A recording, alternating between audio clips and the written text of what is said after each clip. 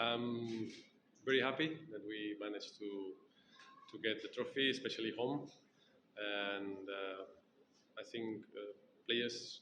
It's been a difficult season for the players, so this is for sure gonna give like a new motivation, a new feeling inside the dressing room to finish the season and to have more games home and to have our fans coming, happy to see the team. So that's very satisfying. I think we started much better.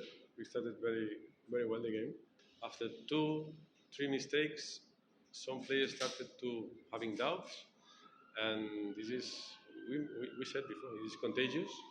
So it's the dynamic change, and we really had a hard time, like 20 minutes at least. We couldn't control the game.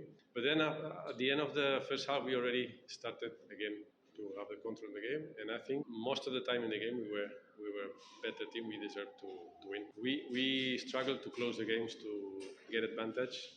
So at least we need to fight till the end, believe till the end. And I mean, yeah, today we were kind of joking. We won 0-0 today. So I'm proud that they believe, that they give extra, that they keep working and keep, I think, enjoying second half and extra time too. We couldn't score, but we still believe until the end of the penalty shot. Saya juga berterima kasih kepada semua seluruh penyokong Sabah FC terutamanya yang hadir pada malam ini seramai 20,500. Ianya satu semangat tambahan untuk pasukan Sabah FC sehingga kita menjadi juara. Okey, selaku pengurus kita hanya mampu memberikan motivasi pada pemain-pemain dan sebenarnya motivasi ini sangat penting untuk pemain-pemain kita di dalam padang yang mana sudah bermain mati-matian sehingga selesai perlawanan dan itu adalah sangat-sangat penting.